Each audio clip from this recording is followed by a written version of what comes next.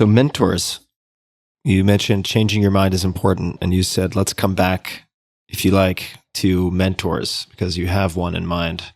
Mm. Do you still have that thread? If so, would you like to pick up on that? Peter Thiel.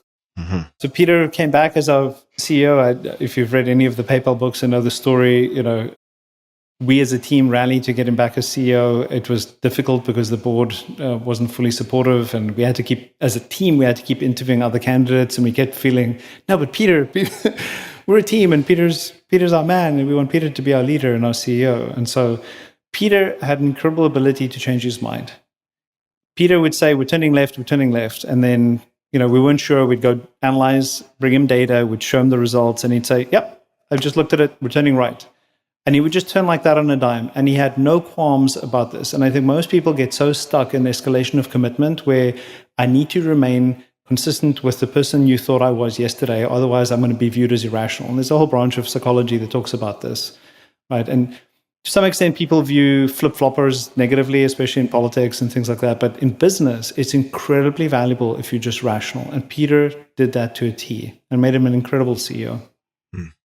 Do you think that's just Peter out of the box, different motherboard, different programming, or is that something that he cultivated? And if you think there's a component of it that is cultivated, how do you think he did that, or how would you help someone to develop that ability? So I don't know because I obviously didn't know him growing up. I met him in the PayPal context. So Peter's just so supremely smart and rational that my guess is it's innate in him, and he doesn't suffer that kind of baggage, if you will. Yeah. And he thinks for himself. I think there are a lot of people that are so worried about what others think of them, and Peter just doesn't seem encumbered by that. Not that he's indifferent to it, but I just don't think he spends his whole life worrying about what others think about him. He just does what he thinks is right and interesting. Yeah. So I think it's innate. I think in terms of cultivating it, just calling it for what it is. In an organization, creating a culture where you're willing to stand up to new information and change your mind, and then praising people for changing their mind on things.